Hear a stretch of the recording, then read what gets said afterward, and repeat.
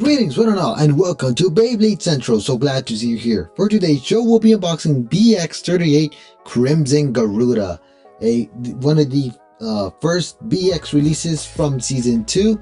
Now, I know a lot of people really hate that we're not seeing just every single release be a UX release for season 2, but I personally really like that they're not getting rid of the BX line.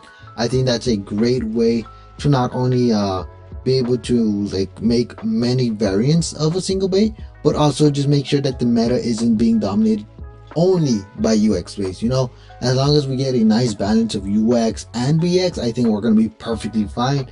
And I'm really happy that we're getting a brand new BX in the form of Crimson Garuda. Now, Crimson Garuda comes with 470 TP, which we'll get more into later on. But, a very nice release. So let's just open this up already. Alright, now that everything is out of the box, we'll first actually take a look at the ratchet. Now, the ratchet is going to be 470, and I really like this recolor. I am, as many of you know, I'm not a fan of the four-sided ratchet. I don't think anyone is. Four-sided aren't all that great, but this recolor, they cooked with this recolor, man. It's very nice. I really like the dark crimson red on the outer part and this nice bright scarlet for the inside for the 70 part. So I'm definitely going to be taking the 70 part for some custom ratchets.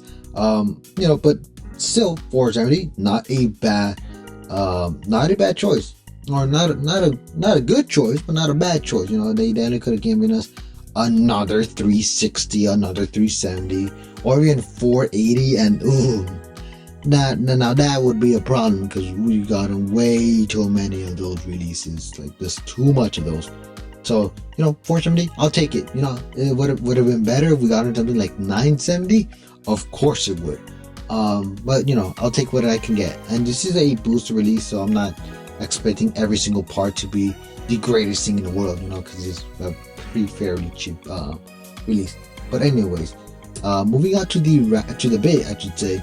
It's going to be TP, which means or stands for Transpoint. Now, Transpoint is a 12 teeth high burst resistance balance type trans variant of point. So this is the very first trans variant of a bit, which is it's nice to see that we're getting brand new variants, for bit as well. And this type of variant is pretty interesting, I would say. Ooh, that bell. It's a very interesting type of variant that we haven't really seen this type of variant type of bits. I don't think ever. I mean, we have seen similar height change bits, not really height change variant of bits. If what I don't know if I'm like explaining myself properly, but so pretty much the whole thing with Transpoint is that it's just like point. It has a flat outer part and a point in the middle, but it also has this these parts outside. So now what that does is that once it's inside a ratchet like this, it's gonna have two modes. It's gonna have this one where it's short, and if you twist it, it has the taller. Now the difference, the height difference is, I think, just like millimeters. I don't remember how many. I think it was like 10 millimeters. It's not a big difference, but it's a very noticeable difference. It's not a big difference, but it's a noticeable difference between performance and between design.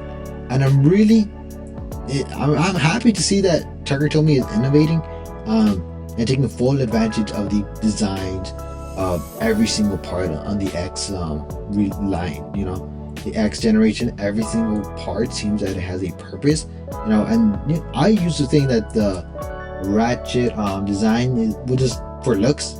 I didn't really think too much about the gaps that they had, but the gaps make room for Transpoint to exist. So that's pretty cool, and I'm really interested to see stuff like Trans Needle, Trans Ball, or like even Trans Rush. I think those would all be very interesting releases. Even Trans Gear Flat. I don't know if we have gotten variants of a variant, but it would be really nice to see something like a trans gear flat. I think that would be really cool. And I'm really happy with the bit. I think it's a very interesting bit, and I really hope it's also pretty good competitively.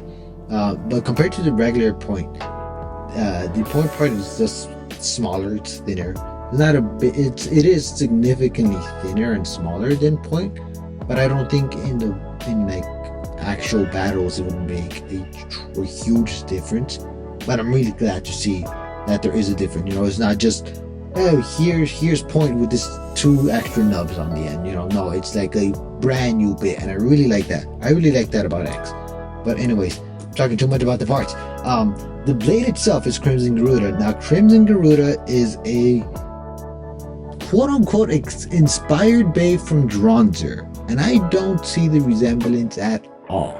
Not only is Dronzer a phoenix, and I mean, I guess Garuda is technically also a phoenix-like mythical creature, but the chip design sucks. I'm sorry, but I really don't like the chip design. It looks really weird. It looks really off. You have this really like part just half of it's really busy, and then the other part's not, and the part that's not is the head, which just what usually with X, the heads of the designs or the avatars or whatever you want to call them have been pretty big and like the main focal point of the design, but that's not the case with this one. So with Crimson Garuda, the head is like an afterthought, I guess, which is really weird.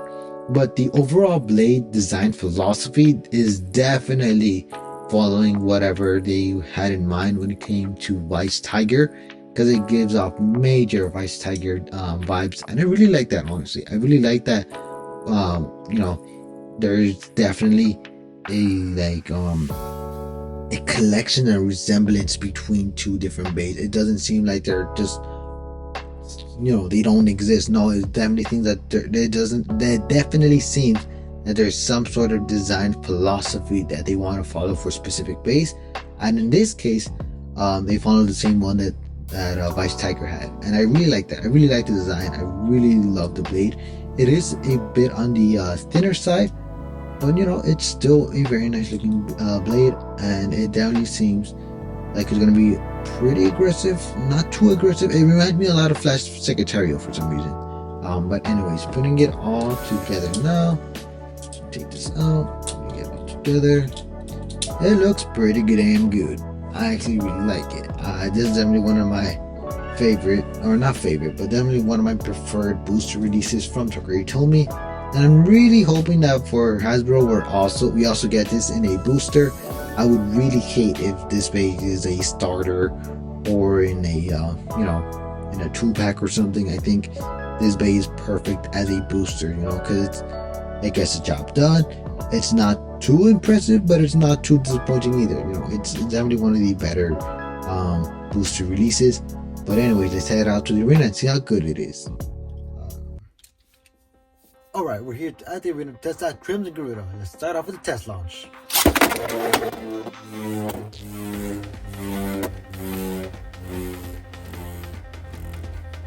Pretty stable. Alright, we're going to be putting it up against Night Shield and Shark Edge.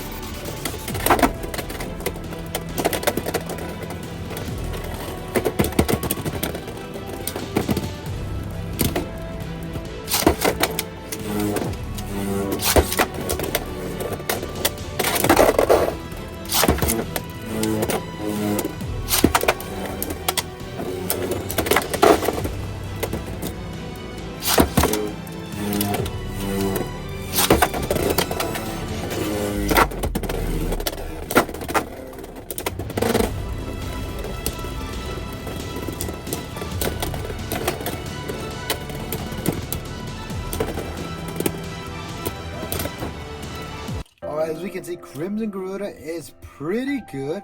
It's a lot better than I thought it was gonna be. I actually really like this bay. I absolutely love Transpoint.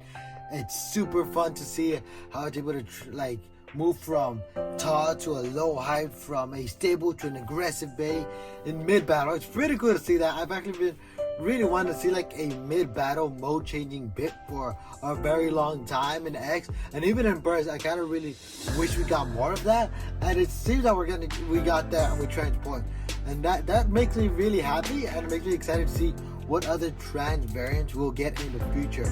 But anyways, with that being said, thank you so much for watching. I hope you enjoyed. If you did, please leave a like, subscribe, and turn on notifications to not miss out on any future uploads. And until next time, I hope you have a wonderful rest of your day. Bye bye.